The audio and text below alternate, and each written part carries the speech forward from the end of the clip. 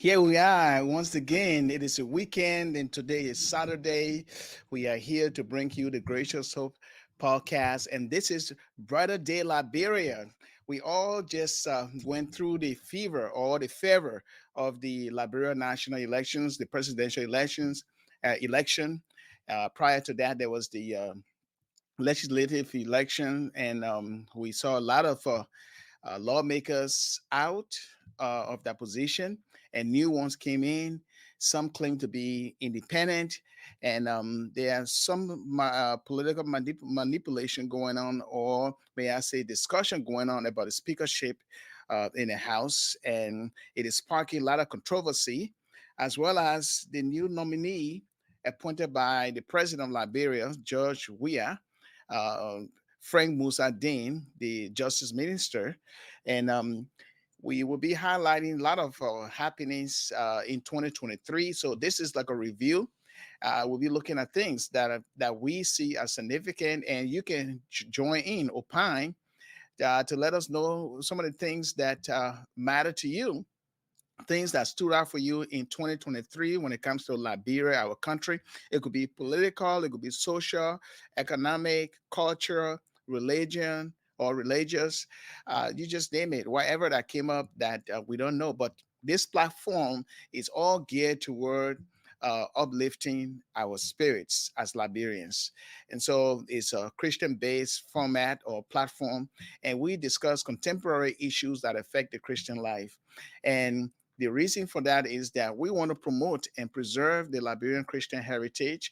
And so we have this platform to talk about a variety of issues. We get into politics, but we don't get into attacks and all of the nitty gritty that the pundits will chew on. We don't get into that. But we talk about issues of justice, issues of unrighteousness, like injustice, and a lot of other things that we talked about that have some kind of a moral tinge to it, and that affects not just the older generation, but the younger generation as well. And so today, it is a very great day. And the co-host of the program, Reverend Suah Deddeh, is coming up pretty soon. And we have a guest on the program today, Professor Emmanuel Clark. He has written a lot of books. His latest book is on the President George Weah, and it sparked a lot of controversy. However, he is here to give his perspective on the trajectory of our country's political, social, economical, and some other cultural aspects that he sees fit to talk about. And so join us, be our guest today, as I bring on my colleague right now, Reverend Suah S. Deddeh. Reverend Deddeh, let's see here. Let me see if you are in here. Let me see. There you go. All right. Yes, it's been a while. I'm so glad that we are Did you catching say up here. Saturday? There's Today a is lot of things Monday. that we have to catch up on. Did you say Saturday? Today is Monday, young man. Did I say Saturday? Oh, I'm sorry. I got so carried away by the weekend. You know, the podcast is every Saturday. So today is a special day because it's New Year's Day. Happy New Year. You see, How you can I missed miss that. that? My mind. No. Maybe When you Ish said is catching up Saturday, I with me, said, huh? "Oh no, this man is living in 2023, not 2024." Well, we bless God. We bless God today. We are glad to be back. We missed most of our activities because of our circumstances beyond our control. But we are glad to be back again. Like I always say, brother, this is the day the Lord has made. We're going to rejoice and be glad in it. Thank God for the safe travel to Ghana and back for my daughter's wedding. And thanks for all of your prayers and the prayers of all of my friends. We are glad to be back. Like you said, we just want to look at 2023, not just for Liberia, but for maybe other major events around the world. So that Yes. we just recap and see from whence we've come. We've come a long way. We come out looking at the history of Liberia from 1800, 1847 coming down, 1822. And I said, wow, this nation has come a mighty long way. And for Yeah. those who keep spewing things, negativity about Liberia, I want to say from the get-go, our country is not condemned. It is not a useless country. We have people who mean well for our country. Of course, every nation has people who are bent on doing things contrary to the norms of the nation. But Liberia is a blessed nation. Liberia is a blessed nation because we are blessed people. So those who are in a habit of just saying all kind of negative things about Liberia, at least I say to them today, our nation is a blessed nation. So welcome, brother. Happy New Year to you. And we look forward to our discussion. Jump starting 2024. Happy New Year to all of our friends and to you, Alex. How have you Yes. been? How have you been, brother? Well, I've been doing great. I've been working on promoting my book. This is my book. If you're first time seeing it, this is called Liberia's Search for Freedom, Uniting the Nation by Faith. Our country is searching for freedom. We have struggles, and it reminds me about some of the progressive movements that came up. In the cause of the people, the struggle The struggle continues. We are continues. still struggling. We are still struggling. And so this book is rich in our country's history and everything that caused our conflict today. I cataloged them and I also gave some propositions, strategies for good governance and management for our resources. The young generation, I wrote a little bit about them, but my new book that is also coming up is called Cultivating Liberia's national pride. In there, talk about the young people, your role. If you're a young man or young girl listening, there's a lot you can learn from there. And I hope policymakers will also see that as a recipe to pay more attention to the young demographic of our country. So this is my latest book, Liberia Search for Freedom. I've been working on this for almost 3 years, and it came up last September. And so go to Amazon.com or go to Barnes and Noble, bn.com online and order electronic hard copy or soft copy, whatever you can afford. It is not much, but you will be contributing to the success of all that we are bouncing ideas about. That is, we want a vibrant country. And so, Reverend Deddeh, that's what I've been doing, working on things that are germane to the cause of the people. Congratulations, brother. I must say you've been working very hard, and it takes the mind and willingness, the determination, and the focus, and most of all, the desire to do what you are doing. So we bless God for you. Like I said, when we launched the book, I said, get ready for the bestseller list. And don't overlook that. Don't overlook that because God prepares us in obscurity when no one is looking at us. That's when God works on us. And when God gets ready to reveal you, I mean, the world will be wondering where has he or she been all this time. So we look forward to that time when we see your books on the bestseller list for these big people around the world, and Mhm. we will be there to celebrate with you. So congratulations for all your book. I'm inspired by the books. I think I have to start writing mine too. I know how. Because I believe that I have a lot of things in my head and in my life to share with other people. And like you said, thanks for the encouragement. We'll work towards doing that. But in the meantime, we want to get down to the basics today. We know we missed most of the elections activities in Liberia, and we've come to just review what happened while we were away. 2023. A lot of things happened in 2023. We know that we had elections, at least we had elections in October 10th, but the two leading candidates did not get more than the 50%. So we went down to the runoff elections October 14th. Mhm. And after that, one of the candidates came out to be the winner. And the good thing is, Alex, like people have been saying right now, on October 17, I mean November 17, Yeah. the incumbent president, which many African presidents don't do, came up on November 17 and considered defeat to Ambassador Joseph Boakai. That in itself promoted our democracy in Liberia. Uh, Yes. no matter what it is, we know that our incumbent president is not perfect, none of us perfect, but that singular act of democracy, of being, I would say, an enthusiastic loser, where he's not uh, uh, wanting to fight back and say um, the results were too close and we are still counting. I will not concede. And who knows what would have happened in our nation. Yeah. So we bless God for what he did, Alex. No matter what people say, we bless God for what he did. What he did kind of sustained peace in Liberia. So I don't know your take on it, Alex. Of course, that is a sustenance of peace, but our guest is in the background. So we talk about books. This guy has written over 10 books, okay? Hmm. And his latest one is the one that was being discussed all around since last year, regarding the president, cataloging the biography or the life of our current president, George Weah. And it is a pleasure to welcome Professor Emmanuel Clark. Welcome to the Gracious Hope There he podcast. is. Brighter day for Liberia. There he is. Welcome, Professor. You mute, buddy. Yeah. Okay, now you can talk. Thank you for having me. Happy New Year to everybody. Happy New Year to our audience. And 2023 was an eventful year, and we are now here yet to embrace the full potential of 2024. I know this year going to turn out to be a year of productivity, a lot of great breakthrough for a lot of us here and back home.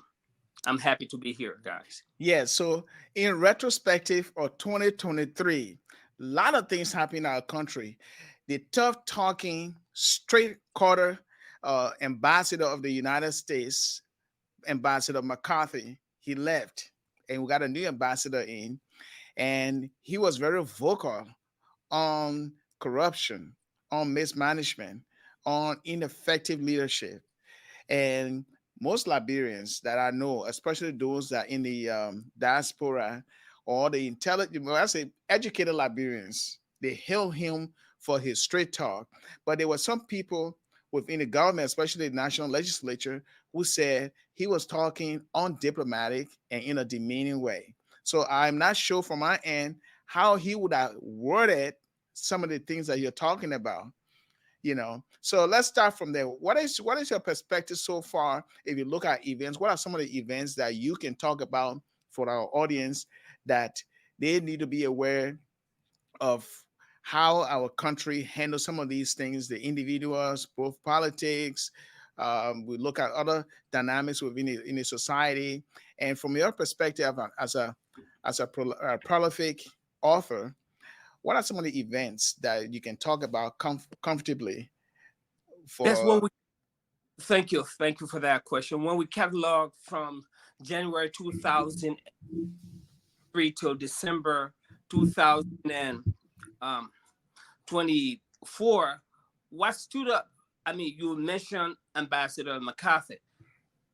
He reminded me of Ambassador Perkins back in the dark days of Liberia back in the 1980, when he spoke against some of the injustices that were happening, and being the voice of the American people, of the U.S. government, go into another country where we know what happened back in the 1970s with a U.S. ambassador getting poisoned, all kinds of things that happened, and he died, and they said it was the government. But this guy, he was vocal. He was like the voice for many of the Liberians back in Liberia who couldn't come out openly to say things against the government. The government of George Weah, they had a lot of missed opportunities. People that stood afar and supported him, he disappointed them with his lack of action and his inaction on corruption. When Ambassador McCarthy talked about that, I hailed him because, unlike most Liberians in Liberia that in Monrovia, in Liberia, that are afraid for their safety, they will see the wrong, but they say, oh, my man, let's leave government alone. That's the people thing. Now in the 21st century, there's nothing such as that's the people thing. Leave the people. It's our thing. We have to be part of the process. So starting with McCarthy, when he went there, he took on corruption. He made it his mission to bring it forefront, and we Hmm. saw the result of what happened. So when you say missed opportunities, just to go back on that so that we get a meat out of your intro. When you say the president or the incumbent missed a lot of missed opportunities, besides the corruption part, what would be some of the missed opportunities that you can mention so that we can use this as a learning curve? You have a country that was in transition after the 12 years of Ellen Johnson Sirleaf. You said you inherited a broke economy. There was nothing done to audit the past government. Okay. You went there instead of empowering people that have championed you, that have fought for you. You went and created a kleptocratic system where only few of those that sing your praises benefited. And the people cried. They said, look, you have to reshuffle. You refuse to reshuffle. You know, um, also in Liberia, as a country, George Weah, he was very poor in managing. He thought it was a football club that he was the captain of, who and he was also the manager of, like he once did with the Lone Star, that he made the ultimate decision. So he would had he listened to the voices of the ordinary Liberian, not only us that are in the diaspora, that are academicians, that would see corruption and cut it out. Because for the most part, corruption in Liberia are considered to be a religion, you know. Mm. So corruption in Liberia is religion in the sense that people will um, make a champion out of a corrupt leader. Hmm. They will vilify those that are fighting the system of corruption, and they will heal the corrupt guys because they are the winners of their bread. Those corrupt guys that are in government. So he missed the fact that he was put there by the ordinary people to fight for them, to stand up with them, to give them something that they never had.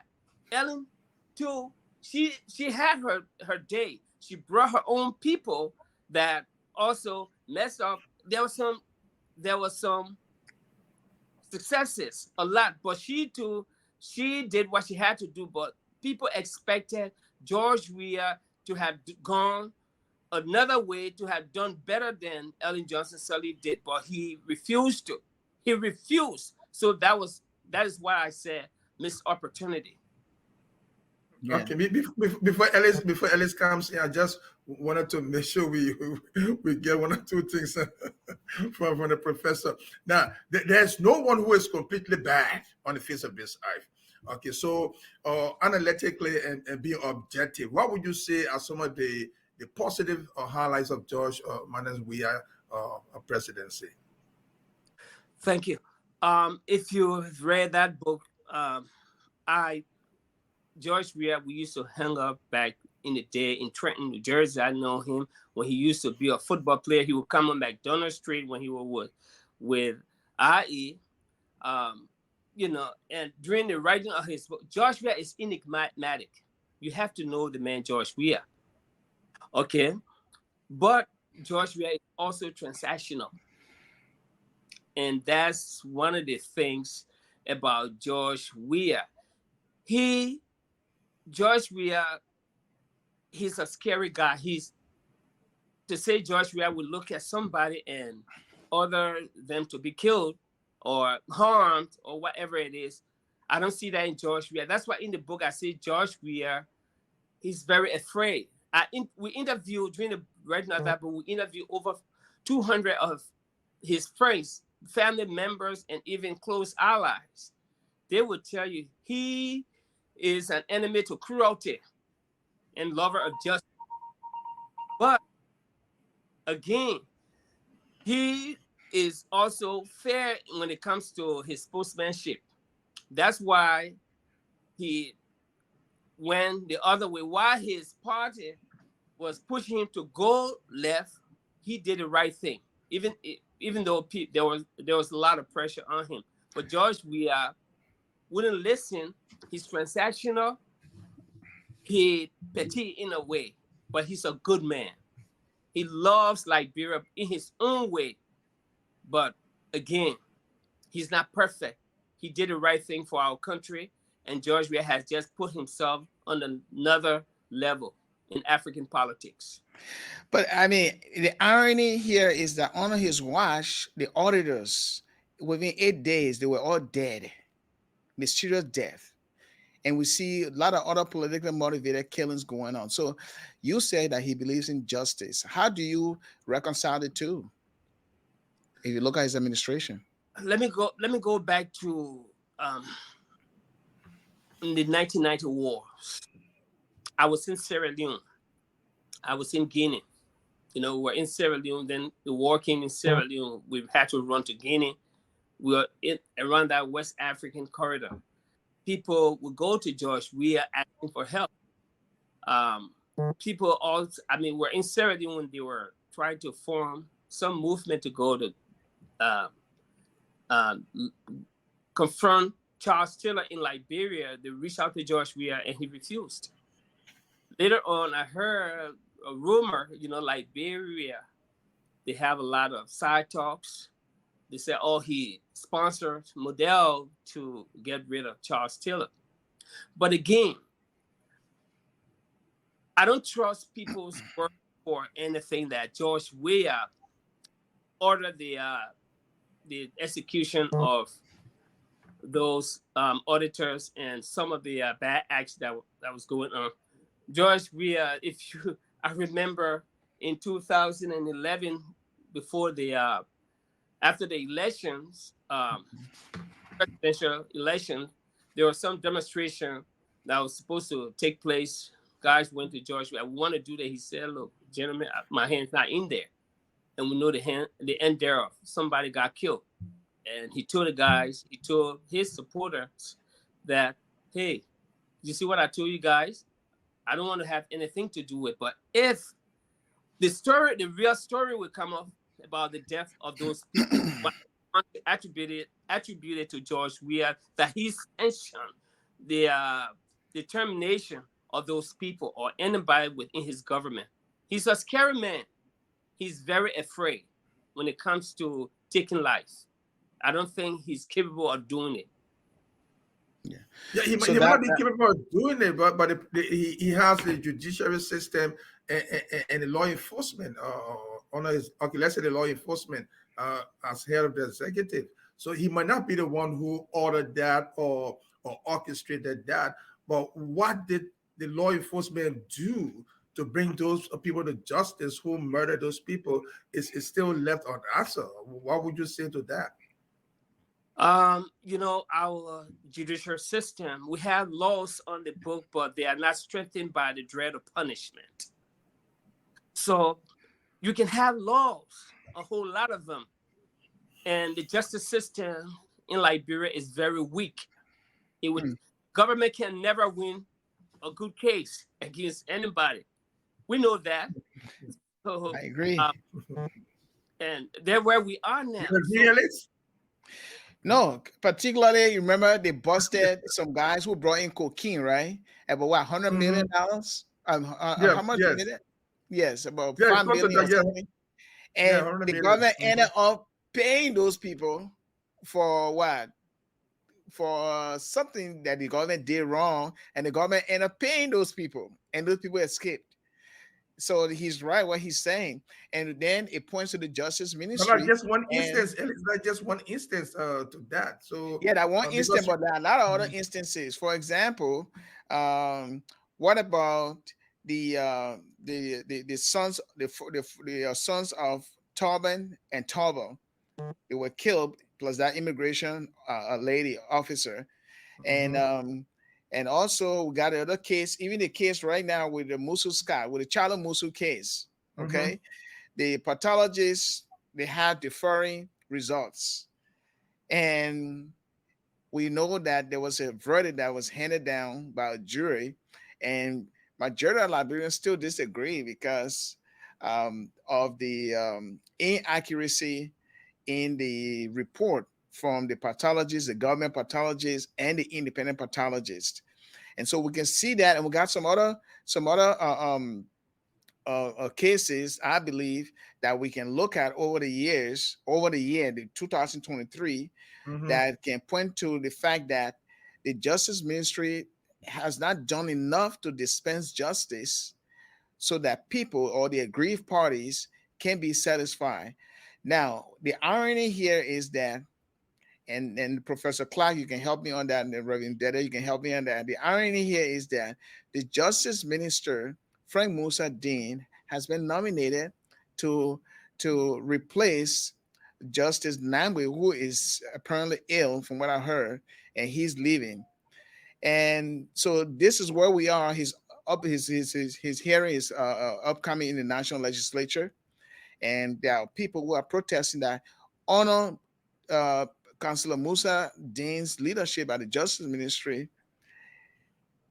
A lot of murders happening, unresolved murders, and so he is not in a better position, according to a lot of people, including my own observation from my own perspective. He is not in the right position to occupy that bench, that particular uh, uh, uh, um, vacancy at the Supreme Court. And we'll see how it's going to go. But I just want to get your perspective on that, because I think his leadership at the Justice Ministry has not gone well with a lot of Liberians because of the unresolved murders that occur and the insecurity, the high crime rate, including the police director too. Yeah, Professor Clark, what's your take on it? Um, I don't know if I should comment because Frank is a friend of mine, but I don't know his name. Uh, he was pre-execution. Even though, but if you have a friend, you should thank him for pointing out your error, your mistake. If you just act as though nothing happens, then you're not a good friend to me. So yes, what George Weah did, we saw that same instance here during the transition of Barack Obama, when Mayor Garland was appointed to the bench, and the Senate blocked. I mean, his nomination was blocked by the House. So, but it's the man's right, it's the president's right to appoint who he so say qualified to that position. But you have to look at the history of the nominee. You have to look at his credential. Mm-hmm. Is he a legal scholar? Is he a trial lawyer? Has he served on any, bench? Has he served as a judge? So, those are things we have to look at. But his tenure at the Justice Ministry was disastrous. Mm-hmm. When a crime occurs, you need to talk. When something is impacting the country, not even, I'm not going to say the society, because once something affects more than 100,000 people, it becomes a social problem. So I think that nomination, the president should reconsider uh, uh, his nomination of Frank Musa Dean, because I don't think this is the right time. The country is in transition, and he is not the right person for that position. He's not a legal mind. He doesn't have, I don't know the credential of the other people or their past history. I know some of them have worked as judges in the past, but he doesn't have, I don't think he has, I might be wrong. I don't think he has that under his belt. Mm-hmm. I mean, the debate that I've heard so far is twofold. One group of people maintain that the president the sitting president, even though he's a lame duck right now, but he has the constitutional right to appoint, and it is left with the Senate to vet, confirm or reject the appointment. And the other school of thought is that there were just almost less than 25 days now for his term to end. So why wouldn't he give a chance to the incoming president, President-elect Joseph Boakai, to have that opportunity to appoint somebody to the Supreme Court? It reminds me of the same thing. I'm glad you went to the issue of Garland, who is now the Attorney General. The same thing happened. But one thing I know, gentlemen, is that no matter what it is, the Senate still has the right to appoint or reject, or confirm or reject. I don't think the president has the total say, because he appointed Mhm. this man to decide, or what would I say, twist the arms of the senators to confirm this appointee. So if you have the constitutional right, let him exercise the constitutional right. And the issue of Garland, his nomination, I mean, his confirmation was blocked. Okay, by Mitch McConnell, who said the opportunity to appointment to the bench should be given to the incoming president, and that happened to be, well, we didn't know then.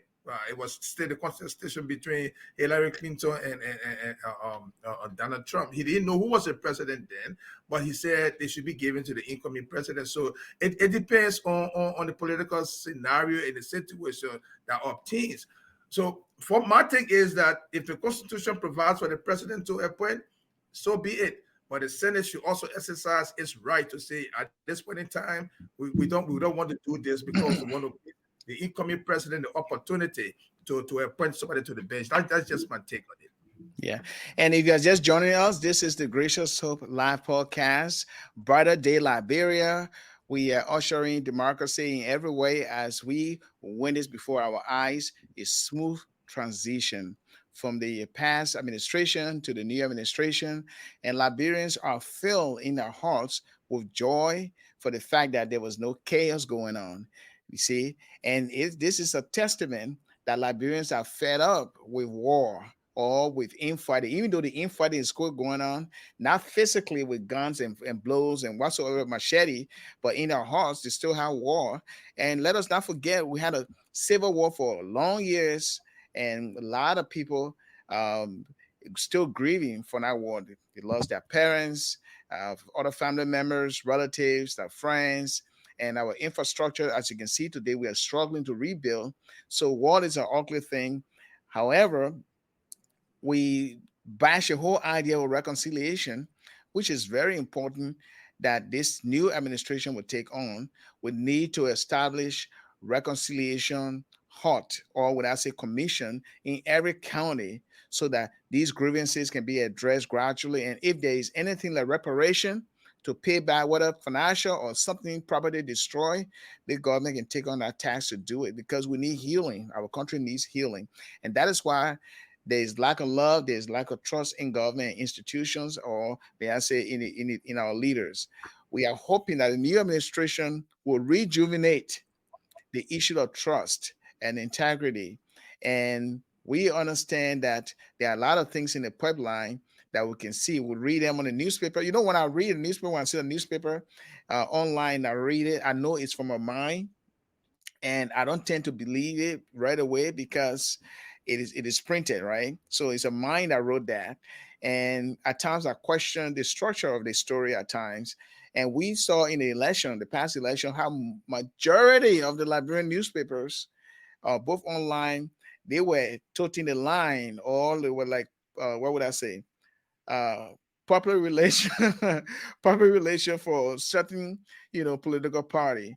And we just hope that, and we'll get to the media later on. I know you guys have something to say about the media too. But all in all, here, I believe that our country is at a crossroad of where we are shown Africans and even Americans and the world, the Europeans, that indeed we can, you know, um, have a smooth transition of our democracy. Still young in a way, but it's growing. It is growing and growing. We'll take a break. We'll be right back. Share this link with your friends, your family, and relatives. We'll be right back. We've got a lot of things to discuss. And please don't be shy. Below the comment section, tell us what are some of the most historical events besides the election that took place that we can that you can bring about and write on it so we can talk about it as well. Express your opinion. We'll be right back. I'm your host, Pastor Alexander Red, with a co-host Reverend Suah Deddeh, and our special guest, Professor Emmanuel Clark, an author, and we'll be right back. Don't go away.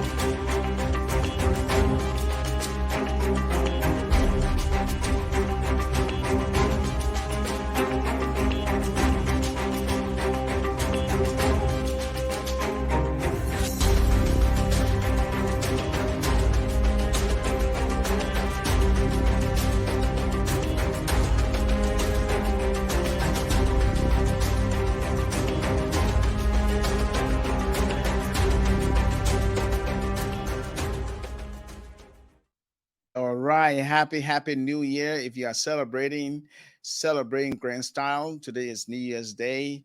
Hey, once a year we see the new year and we have our plans and goals and all the other aspirations. But in everything we do, like Reverend Deddeh will always say, every day is a day that we gotta be glad in it because it is made by God. And if you have plans or anything, let us all remember Liberia is our country. We need a brighter day, brighter future, not just for ourselves but our kids and those that will come later on. But we want to just highlight everything that been going on in 2023 is a highlight here, looking at those events and then making sense out of them. So you can join us. I see Romer Zabe is online here. He says the outgoing president George M. Weah is still constitutionally responsible to a point, but the Senate can also equally reject, and that is true. That is correct. Yes, you agree with that, Professor? Yeah, sure. I sure do agree with that comment, and it lies within his constitutional domain to appoint. That is the work of uh, the president, the sitting president. I want to comment on some statement you made earlier about the war um, Yes. ended over 20 years ago. Um, the guns went silent. Um, People went back to their normal businesses. The war ended, but the battle still continues to this Hmm. day in Liberia, and that's the most difficult Yeah. fight to end. Yes. I mean, people, the past administration, the transitional government never did a great job at uniting the citizen, bringing Hmm. up unity and reconciliation. People are still divided in Liberia. Oh yeah. Ellen, Ellen Johnson Sirleaf's government came in for 12 years. She did nothing. There was no national conference on unity and reconciliation. And George Weah's government, he did not. He was far removed, and he was there partying and still having good time.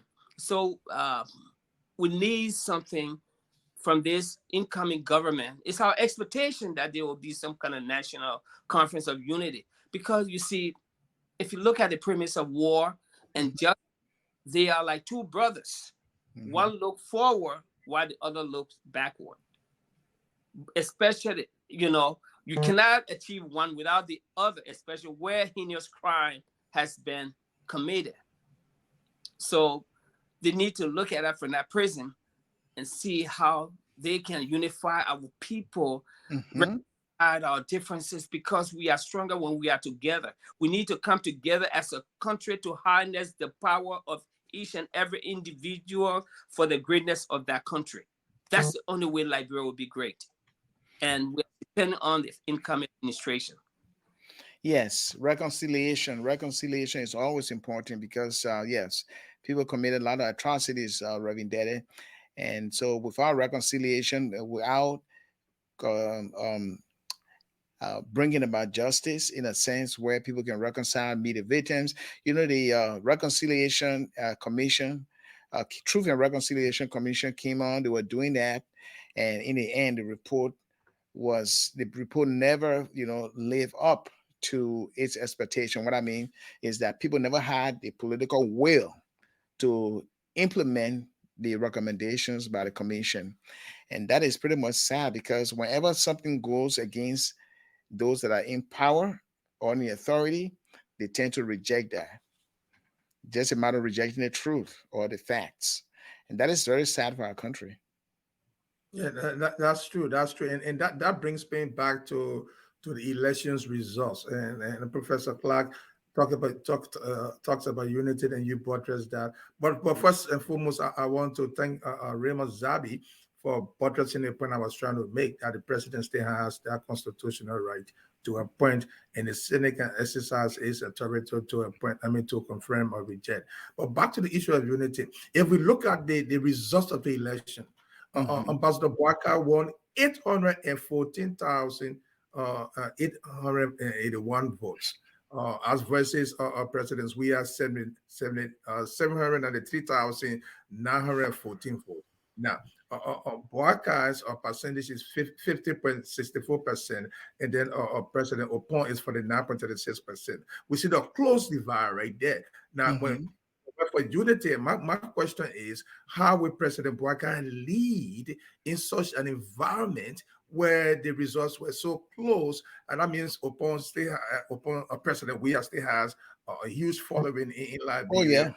Mm-hmm. Yeah, so in the face of the results of the elections, gentlemen, how will the president lead? Will he lead in the middle, or will he be the left center, or the right center, or the right? How do you think he's going to lead, gentlemen, for reconciliation and peace in Liberia? Yeah, that's how it is. Mm-hmm. What do you think, Professor? Look at the national legislature where you have CDC partisans that occupy the echelon of power in there, budget passing, doing other things. They could be stumbling block if the Boaga executive branch of government does not negotiate or give and take or do the political give and take. Thank you for that question. You see, the answer to that is like a textbook case. Let me tell you, there is a saying in the Guangdong province in China Mm-hmm. during the Song Dynasty, or when China was subdivided among kingdoms. What happened was that there were always war between kingdoms,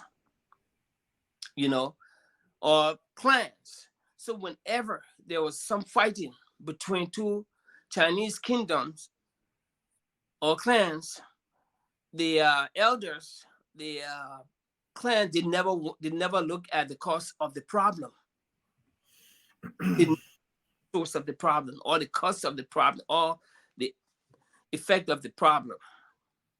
What they did first to solve the problem, what they did, they repaired the relationship between the two clans. Once you repair the relationship between two warring parties, then the problem will find its own solution. So with the coming in of Joseph Boakai, where the country is divided, that was not even a majority. A win is a win, but it was not a huge majority. You can still tell that President Weah, whom I love very much, the football Weah, that's the one that I love when he was a footballer. He still has some level of popularity in the country. So if Joseph Boakai, whether he rules from the extreme left or in the middle, what he needs to do is that he needs to rule with the mandate of the people. Let him change strategy and ask the people for what they want. The politicians will always be the politicians. Of course, we have a lot of seditions still in the House and in the Senate. He will be blocked. There will be a lot of, no goals when it comes to implementing his agenda. But we know how the legislature operate because we still have the brown envelope scenario that still takes place in Liberia. But to be effective as a president, he needs to go with the mandate of the people, needs to get the people involved. First, I start with national agenda. Let's forget about politics. What the people want, what is the most important thing about the people? Not your party, because you don't have a majority. It was not an overwhelming win that you had during the election, but we know a win is a win. So that's how I would approach it. Try to mend the broken relationship between people, the seditionists, the people from the UPist, and let everybody understand that we have just one singularity, one Liberia, which is our common denominator, the country that we all pledge in allegiance to, that Liberia. Once everybody sees that, and in the spirit of patriotism and nationalism, then his work will be done. So you think it's going to be that easy to arrive at that? Or President Tuckman had a unification policy. We don't know how far it went. Toba had total involvement for higher height. We don't know how far that went. So I see you laughing, but that's just the reality. So how much effort? I'm thinking with this close results. I'm really sincerely thinking he's an experienced man. He's been in public service for a long time. We give him that. I started hearing his name for LPMC time when he was managing director, and beyond that, ambassador, the rest of that. So he already has the experience to lead the public service experience. But now he's at the head right now of the country with this close results. I'm thinking how we're going to work towards that common thread we have to keep the peace amongst us, to galvanize the willingness of the people to work towards peace, because we see that, we sense that in the populace right now. Nobody really wants war, but there has to be a way of galvanizing that energy, that effort, to harness it, to be directed for continuous peace in Liberia. I'm thinking how he's going to do that. I just want to follow up on that question because you give an answer, but it was more open answer you gave. I'm looking for some specificity where we can begin to chew on it. Maybe if his able lieutenants are listening, we'll begin to also focus on that. How would he really lead, Alex and Professor Clark, so that we can have the peace that we really need? Because corruption is still, you said corruption is our main issue. I mean, that is a reality.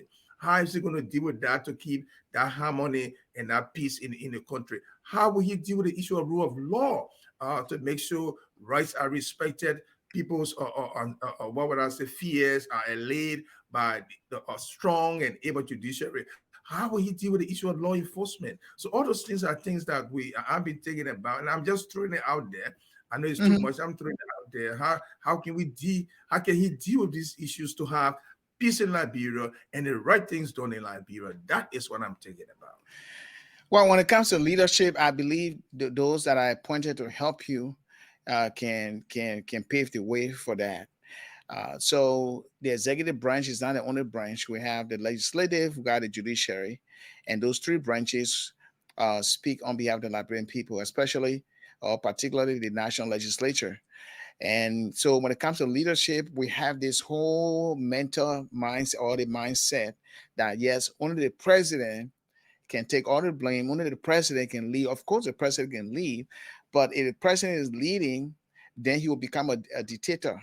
Okay, he will become a dictator because he will tend to override other things, or maybe hold funds or budget from certain legislators, and then we will start to characterize him as someone who is a dictator. But in the democracy, from my understanding and from the understanding of some of the intellectuals out there, the three branches are there for checks and balances. And so if we only just look at the new president and his cabinet to provide leadership for the whole country, that would be a far-fetched way of looking at it, because we need the support of everybody. The other two branches, they have to work in harmony. When we talk about fighting corruption, it's not the president alone. He might set example around him that he's not corrupt. He gets his regular salary. He wants to make sure that everybody gets paid. But if someone is sitting on the Minister of Finance, a partisan appointed person, can stall things too, can do a lot of other things. And so it's just a matter of everybody collectively getting on board to ready to build our country. And it also sparks the question of how patriotic we are, especially those that are in position now. How much do they love their country? It has seen over the years that stealing or graft, it is a way of life. If they can look before them or before their eyes, all those who go into government, when they're coming out, they have 4 or 5 houses in Ghana and other places. And the young people seen that too. So when they go to university, you see most of them, they want to be accountants. They don't want to be engineers. They want to be lawyers. Those are the popular fields now. And so how can we all turn that around? If you're an educator, how can you be a better teacher? How can you show by example, not being corrupt, not allowing your students to buy grades from you? So the change we're talking about, it does not start from just only the president. It is a burden for every one of us to look in our hearts and examine our hearts. Are we loving our neighbors right? Are we forming vigilante groups so we can fight crime within our vicinity or within our community? Then waiting for the police. How can we work with the police hand in hand so that our communities can be free of crime or of criminals? Or what can the government do on a much larger stage to help these thieves, those who go with machete and harm people? Can they open job, or let's say factories for them to work so they can earn their own? And so it's not just the president alone, in my opinion. It is a responsibility collectively for all of us. That's very true. That's very true, Alex. And we all put the blame on President Weah for things that happen because he is expected to take the lead. That's the point I'm making here. We know we have Okay. executive presidency in Liberia. I mean, we just talked about the legislature. Councilor, and I call it Councilor Clark. Professor Clark talked about the brown envelope. He made that mention when he referred to the legislature. So I agree, it's all of us, but the president takes the lead. He shows the way. He has the vision. He's the vision bearer for this nation. So I mean, I don't disagree with you, Alex, on that. I mean, we're on the same point on that. But we don't we're taking that wrong from the fact that we have an executive presidency in Liberia where people look to the president, even the senators, representatives look to the president for the way forward. That's what we have. So how do we move away from that mentality? That is the point I'm making, and that's the question I'm trying to pose. Professor Clark, I'm sure you want to have a take on that. Yes, we have three three branches that are beside the judiciary. Uh, um, they are less of the two equal branches, even though they are all equal, but the executive and the legislative branch of government, um, they are equal. But you know, you have to our attention is often shifted on the executive branch of government, and the leader, the president, takes the blame. He or she gets the fall when something happens. But in all honesty, um, political scientists, academics, they would tell you, you measure the intelligence of the president by those he or she surround uh, him or herself with. So, Hmm. so the bucket is coming in. All of these expectations are so high of him. He has promised that he's going to um, stop the bleeding in his first 100 days. No car will get stuck in Liberia. I mean, that's one of the campaign things Yes. promises made. But of course, within 100 days, there will be dry season. There will be no way for car to get stuck. I'm very analytical. So, but we have to look at enforcing of the law. You have laws on the book that are not power or strengthened by the dread of punishment. Yeah. You know, in the book, The Prince, Niccolo Machiavelli said, you can do everything, you can create rules, but if a rule exists where it is not dreaded by it is not strengthened by the dread of punishment, that rule will often be broken. Yeah. And that's one of Liberia's problems. People will still, I mean, we have new people that are flocking to the Joseph Boakai's administration. Resumes are being passed all over. You know, Yeah. it's a piece of elephant meat, right? That's Liberia. Some of them call it that way. And they go without the plan because, that country is dying with a lack of innovation by our people who put in places. They don't have no direction or magnitude when they get in those places of responsibility. They put them as minister. What is your vision in your tenure? What will you do? So, but again, and when something happens, they don't get prosecuted. Some of them are moved from one uh, ministry, one agency to the other, which is Hmm. just a bad thing for the country. But I'm sure Joseph Boakai, being the wise old Joseph Boakai, like Marcus Aurelius, former emperor of Rome, he will use wisdom to run the country. He will unite our people. He will reconcile our differences and make sure Liberia on the path to success. That's my prayer. That's what I want from him. Let the rule of law be executed. Let it be the order of the day. Let Yeah. him act. I mean, when Todman, you talk about Pastor Sandy. I mean, you talked about, Deddeh, Pastor Deddeh. You talked about Todman unification and integration policy back in the 60s. Actually, that policy was not about uniting the Congo and the American Liberians or the pioneers' children and the native children. Actually, that whole policy, I spoke with Eugene Flemister one time. He said, he asked the president one time, Judgment told him it was for the native to unite because they were divided. A lot of people don't understand that. He said it was for the country people to come together because they were far removed from reality. So with the coming in of Ambassador Boakai, there are a lot of hopes that people are placing in, especially a divided country. Hmm. With a laser thin wing,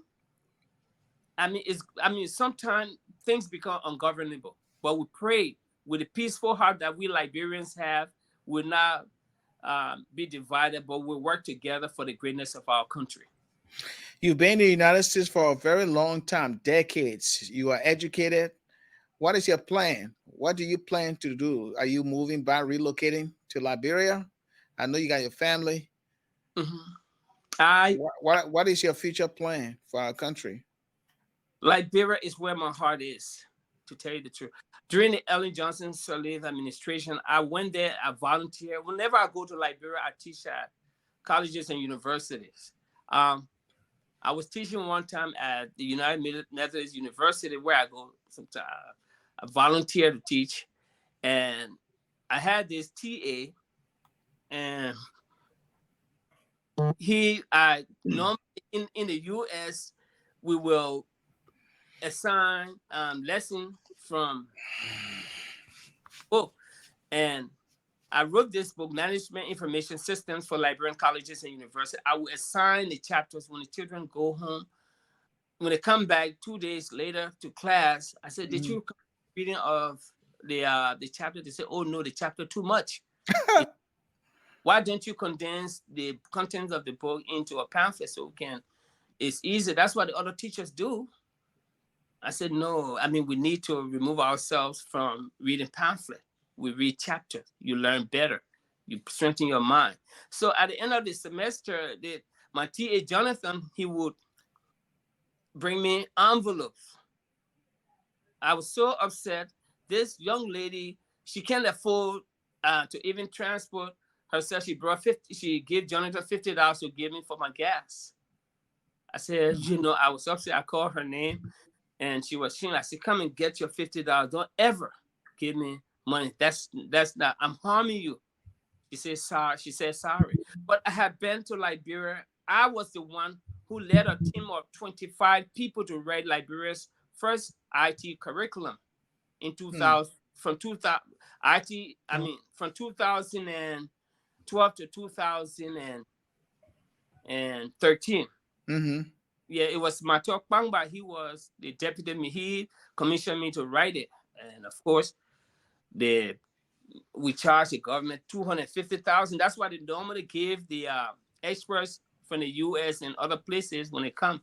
But of course, that money was never given to us, which it was my way of contributing to the country. So I'm ready and willing to give back to my country, but not in an administrative position. My focus is education. There where we need to do more. The education system. We need to really put more time because the standard of Liberia is not you and myself. People make the big mistake of thinking that Liberia's standard is me, you, or people that have college education. No, Liberia's standard is a child who is out there in the street selling chewing gum. Yes. We're in the next 30 years. I mean, you look at the next 2 or 3 generations. We're in the next 30 years. That child will be a liability to society. What happened? Let's look at what happened. The war started in 1989 to now.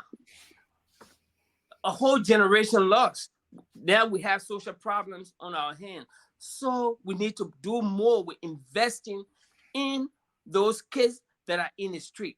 When I'm in Monrovia, my wife and I, you just talked about, she said, oh, we should move back to Liberia. She's trying to finish up the house. She can't wait to go to Liberia. I'm like, Liberia, it's a hard case because people drive on the opposite. You have to go and sit down for maybe a few days before you get in the Liberia state of mind. Yeah. But we need to. I am willing.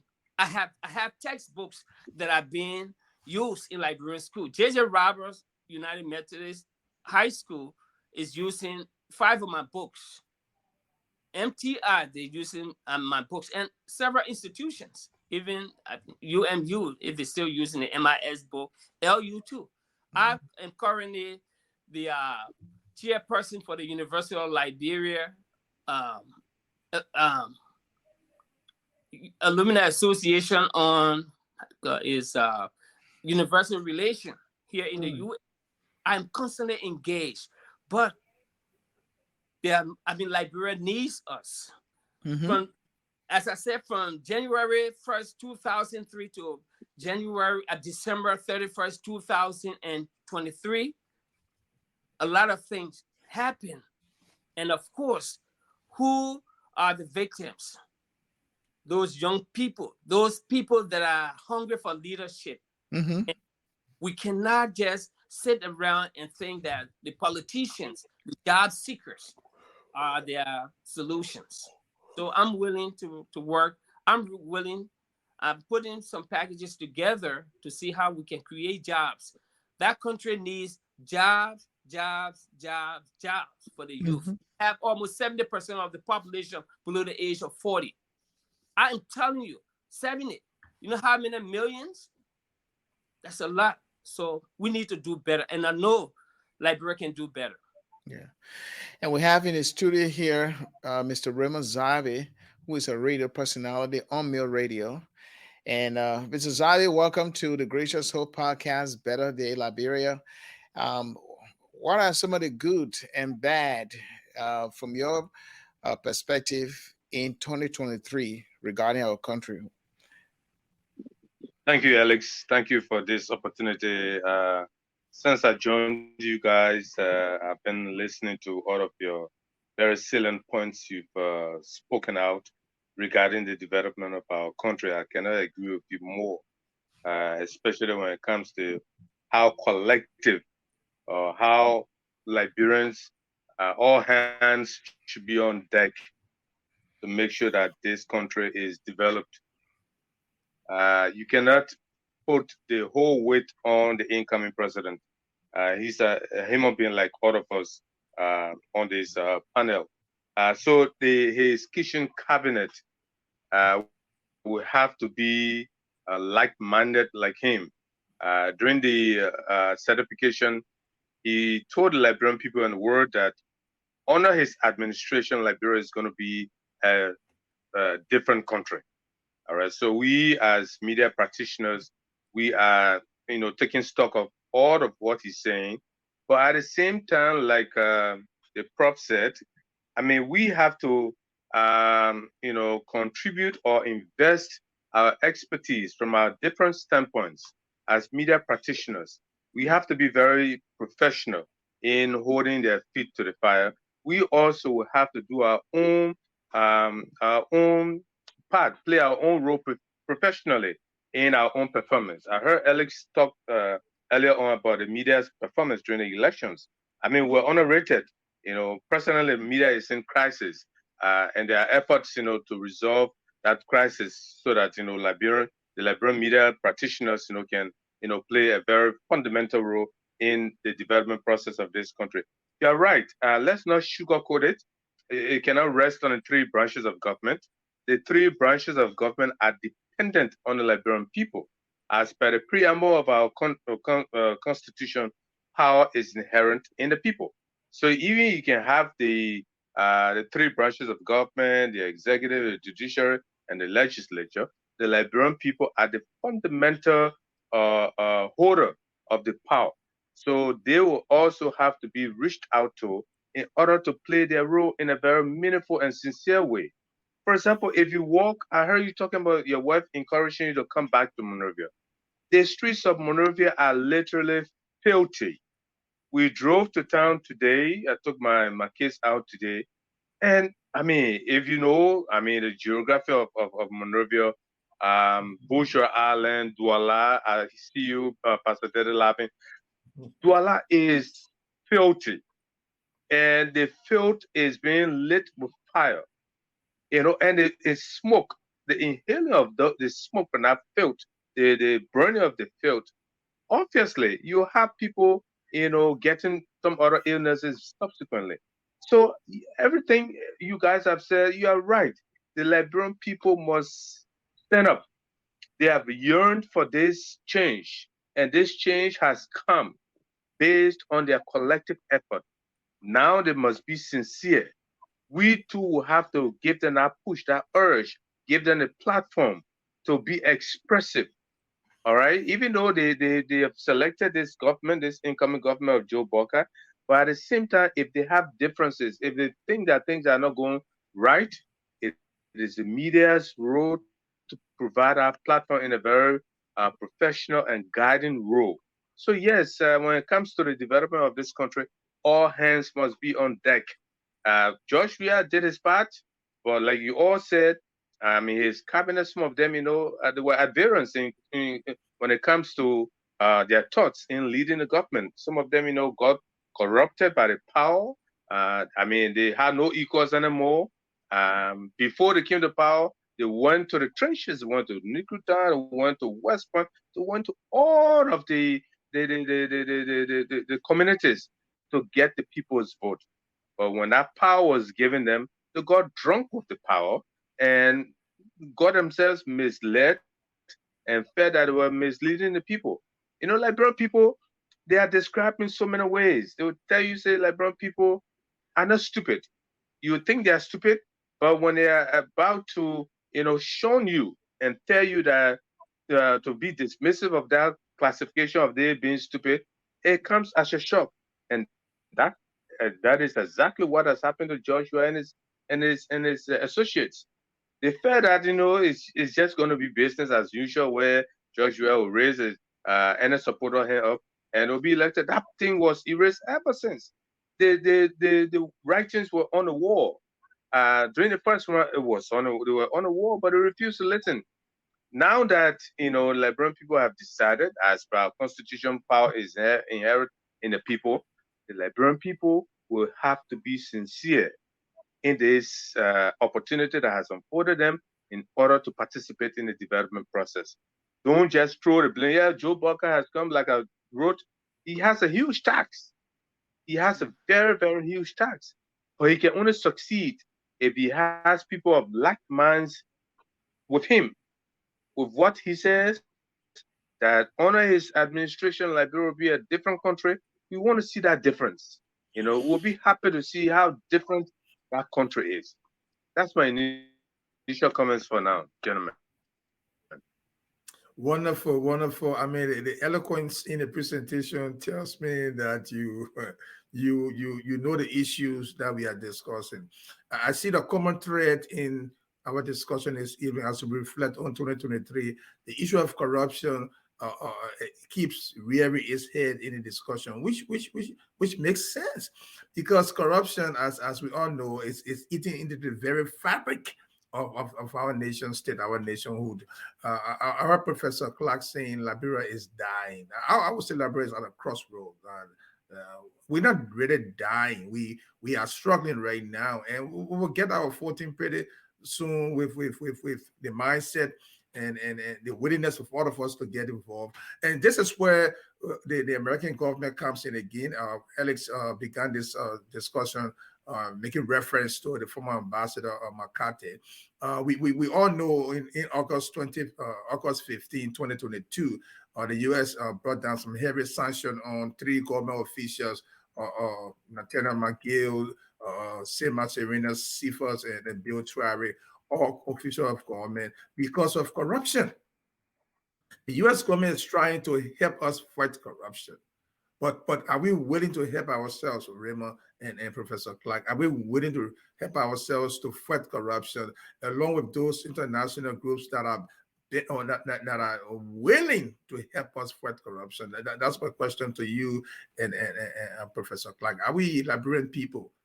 Liberian people, are we ready to stand up and fight corruption? Because I agree with you, Raymond and Professor Clark. Liberians should have a bigger say in what happens, because they are the electors. They decide who becomes president or who does not become president.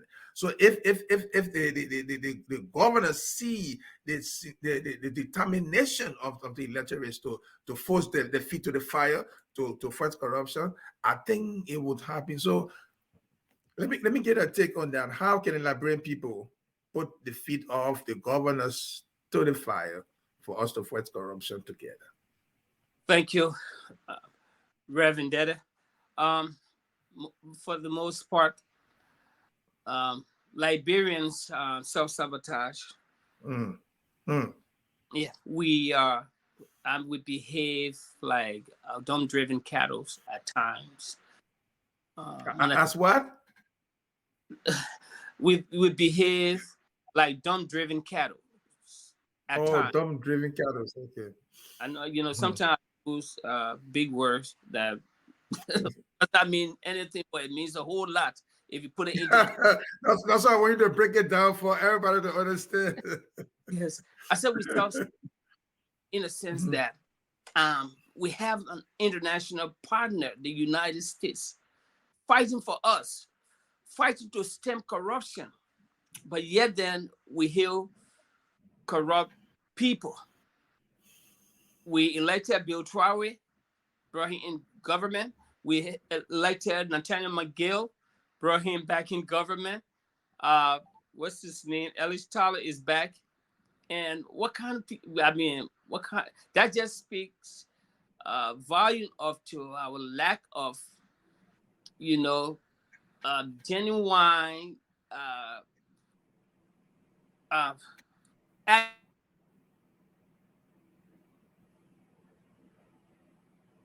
as a people, as a nation. So, but corruption. I mean, is shame what some of the things that I have encountered in Liberia. I was sitting to a place on the boulevard when I was in Liberia 2017, and we're eating out with some friends. This guy came with big Toyota Prado, and he parked. Before he could come, somebody said, "Oh, doctor, I'm not even going to call his name. Man, this guy didn't play during Ellen time. He collected. He got so much property. He's sitting down pretty."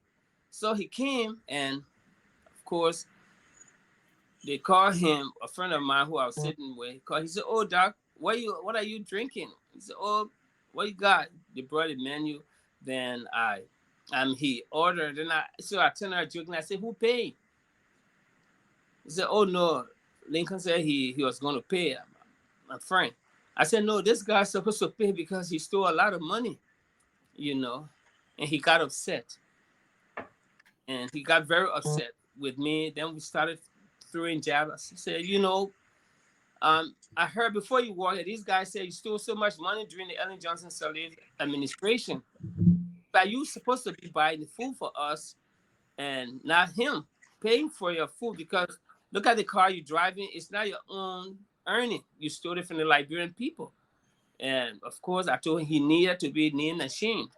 And he's not supposed to sit with us. He got upset. He left. My own friends got mad at me. So I said, with self-sabotage, the U.S. government has been helping us to fight these corrupt guys through sanctions, through other means. But yet and still, we are here bringing them back into the corridor of power by electing them in different positions, which is a sign of self-sabotage. So that's just so pathetic on our part. But Liberia will get better.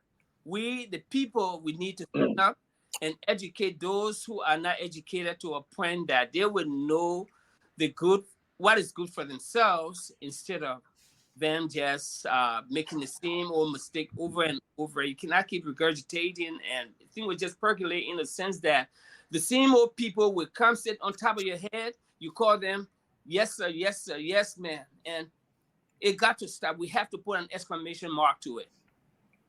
Yes. So remember, what's your take? How can the Liberian people really work towards putting the governor's feet to the fire to fight corruption with sincerity? Thank you, Pastor Deddeh. I like what Professor Clark said. You know, the scenario he just shared with us, how his friend got upset because he told truth to power, and move about. Let's call a spade a spade. Gentlemen, the American people have told corruption for us. All of the public statements that have been made by any American official who has come, whether from the State Department or from the U.S. Embassy here, they've told us repeatedly that they will not fight corruption for us. So with the placement of sanction on these public officials, I mean, they are just setting the way, but they will not unseat them. Like you rightly said, we've seen how they looted the coffers of this country. Nathaniel McGill, Bill Traore, and others. I mean, how they kind of corrupt attitude they showed in public glare. They were not ashamed of it. Nathaniel McGee felt that he was untouchable, like a secret cow. And the Liberian people from Magibi, he tried. He went to Bami, he went to Bapulu, where he's originally from, and he was rejected. He then he went to Magibi, where he went. He just he bought his way through. That's what I would say. He bought his way through, and because of, I can't say because of poverty, because those who voted him into power have their senses. They are not poor when it comes to their thinking faculty. They may be poor when it comes to their livelihood, but they're not poor in their thinking faculty. So how could they have seen how this guy was a looter, and they allow him another chance to come into public glare? But the Liberian people, like we are all saying again, are not stupid. There will be a time where the scenario of Brandon Samuka will come into play. We know the situation. He was elected as senator of Lofa County, and we know what happened. That could be a replay with Bill Traore and Nathaniel McGee. Bill Traore in Riverside and Nathaniel McGee in Mankibi County. So yes, holding public actors' feet to the fire is something that we must all encourage. We in the media will have to give the platform to the public, those who are being governed, to hold people's feet to the fire, especially those the duty bearers, those who have been given the mantle of power to rule this country. They are not unshakable. They are not untouchable. They are not secret cows. Nobody should be a secret cow. So with these initial comments from the incoming administration of Ambassador Joseph Boakai, we just need to make sure that we shadow mark them. It's not in a very antagonistic way or in a very unprofessional way, but put their feet to the fire as they start, as they truth to power. Like you said, Professor Clark, we're a friend. The guy came, I mean, a flashy car, his income, his earnings cannot buy him such a flashy car because he looted. So that's why he was riding such a flashy car. So I mean, when it came to paying the bills, you were just right to say to him, even though if you had paid, then you would have shared in the corruption and what have you. But it was true. Exactly. It was good that you told him that. I mean, it was good that you told him Okay. that. You told him Yeah, truth to the power. So yes, yeah, Mhm. yeah. we all need to provide a platform. Sorry, we all need to provide a platform, especially for us in the media. We have to be robust, professionally the media, robust in yes, making the sure media that need uh, in making the sure media that need what this incoming government promises to do for the Liberian people, especially with what Ambassador Joseph Boakai has said, that under his administration, he and his Vice President Jeremiah Kun are going to carve and articulate a very workable roadmap in terms of development for this country. We will have to hold their feet to the fire in a very professional way, gentlemen. Yes, and we got just 4 minutes left to depart. And all of the issues that we are discussing here, the greater good here is that we all love our country and we want to show that love for country. And some of these problems, they are very, very complicated, and in a way that we don't know sometimes the detail behind it. We can see the surface, but we don't know what is under there. And we know the fact that security is a concern in our country, where most of my friends and people that I know who go back home to visit, they have concern about security as a whole, and the environment in which they live. But if we have a government that comes in that will look after the interests of the people, and we have a leadership that it is transparent and accountable, I believe gradually those that are on the side, that are hesitating not to help in other ways, like in our communities, they might start doing it. They might start helping, and also looking at, there's not only the government alone, but also the church as a whole. We have a lot of churches in Liberia, a lot of churches, and we got an Islamic community. They are there as moral light to guide the conscience of the nation. Um, that role, is very important. to help, not just looking up to the government. Because if we look at the government to lead a country when it comes to moral consciousness, we know our history is not going to happen so easily. Um, but we just hope that others will come in. We all, collectively. Let us get our final word from each of you, and then we will depart from here. Reverend Deddeh. Well, all I can say is that we have to be mindful that we all have a responsibility to our nation in terms of what we say or what we don't say. We have the right to speak our minds, but we hear too much negativity against our nation, and left and death lies in the tongue. If you keep saying a negative thing about your nation, eventually it will come to pass, especially if you do nothing Yeah. to veer your nation away from those negative things that you keep declaring and prophesying and the rest of that. So in the face of our own situation, we should be careful how we say all these things about our country and speak the truth to power. Okay.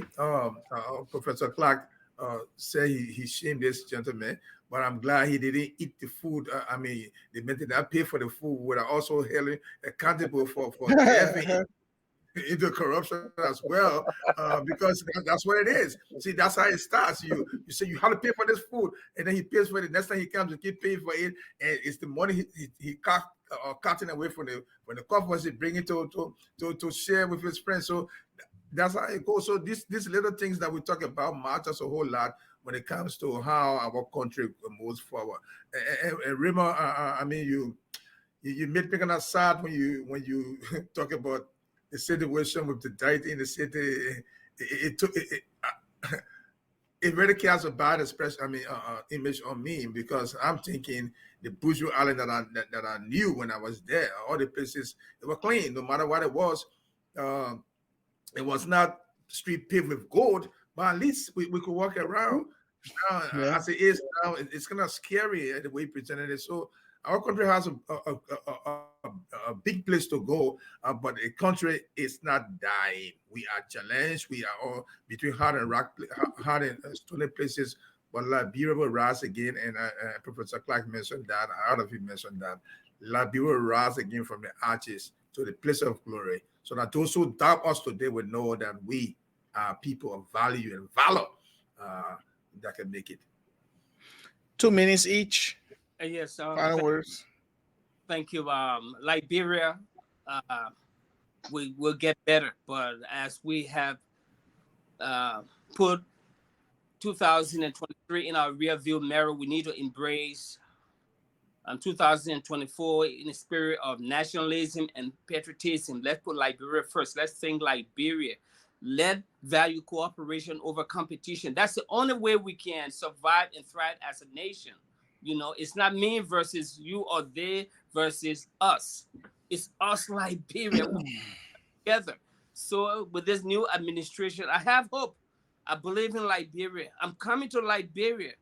I will come there. At least together we can all create jobs and opportunities for our people. We can educate the next generation of Liberians, because some of us, we are reaching retirement ages, but we want that country to be in a place that will be old and walk the street, will not be afraid.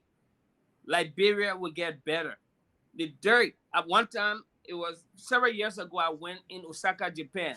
Liberia, the garbage issue is a trivial issue. It can be solved within 60 to 100 days. In Osaka, you know what the people do? They have people there just patrolling the street, picking up litter, picking up garbage. Liberia, we have manpower, that job you're creating right there. You can put this children on the street with plastic bag. Let them just collect the plastic bag from the street that people drop. That's job. You can clean the city like that. Simple. You don't have to wait until it gets I'm a mountain like a mountain. But ladies and gentlemen, I am hopeful for Liberia. I know Liberia will get better, and together we'll have a country that will surpass other countries in Africa and even um, globally. Thank Okay. you. Mr. Zabi, final word. 2 minutes. I The think it has microphone problem is with the mute. internet. It's mute. He We're not dropped. hearing you. I think he dropped. You can Yeah. see him. I think he dropped, Alex. I can see you, but your microphone isn't on. I see your lips moving, but I'm not hearing you, and I'm sure He's doing sign language, I guess. I can hear you. All right. Well, this is how we conclude our program. We're hoping that Raymond Zavi will have his last word, but apparently, I don't know, his audio is mute, and I'm not sure. This is not from our end here. I think it is from his end. Oh, he has. Okay, he was not added. He I was not see. added. Yes. Okay. Okay, Now so go you hear ahead. me now, right? That's Sorry what about I that. kept saying. That's what I kept Yeah. saying. He's not. Okay. I know. Okay, so like I was saying, thank you, Pastors Red and Deddeh and Professor Clark, for this opportunity to have joined you guys on the program tonight. I think it was a healthy discussion we had, all in the interest of contributing our own quota for the development of our country. Pastor Deddeh, don't be scared. The filthiness of Bushra Island, of the city of Monrovia, is not unique to Bushra Island. Even Broad Street, Painesville, Wow. everywhere you go, in this city, there's filth. There is filth. So it's not unique to Bushra Island. Don't be scared. I mean, it's just there could be a subsequent health hazard, especially with the burning of filth. You don't know what the composition of the filth. Yeah. Pieces could be there. All sort of things could be there. But in conclusion, I want to say that it's good that we are having such a discussion. It should not only be today, it should be continuous, because we need to keep talking and talking sense. We need to keep talking and making sure that we have all Liberians on board. Give them the platform so that they can hold their duty bearers' feet to the fire. That's the only way that this country can be developed. It cannot be developed by one group of people. Everybody, all hands must be on deck. As per our constitution, the power is inherent in the people. We elected Joe Barker and his team. So we will have to contribute. We should not sit on the side and be spectators. Like President Weah said when he took over 6 years ago, that Liberians will not be spectators in their own economy. That proved the contrary. So now Joe Barker has not been inaugurated. He's saying that under his administration, Liberia will be different. So that difference is what we'll look out for. Will contribute to making sure that that difference is not only seen, is felt in the daily lives of the Liberian people. So thank you for this opportunity. I'm always available to contribute with such a contribution. Thank you, guys, and Happy New Year. Happy New Year to you and your family, Mr. Zabi. And on a short notice, we're glad that you came in to share your insight. And for all of those who are watching, we are here. Our regular time is on Saturdays. We are here on Saturdays anytime. If you live on the East Coast, it is 4 p.m. on the West Coast, not the West, but Central Time, Central Standard Time is 3 p.m. And in Liberia, it is 10 p.m. every Saturday. We are here. Hopefully, you will share this link with your friends, your families, and your loved ones, and those that are interested in listening to our platform. Just click that share and share it with them anywhere, anytime. And Reverend Suah Deddeh and I will be back here next Saturday. Thank you so much, Professor Emmanuel Clark, for coming. Hopefully, we'll get you again. I know your schedule is so busy, but hopefully, we'll get you again to talk more regarding some of the things that are germane to the building or rebuilding of our country. Until then, we'll be back here, folks. My name is Pastor Alexander Red and Reverend Deddeh. We are out of here. Thank you. God bless you. God bless you.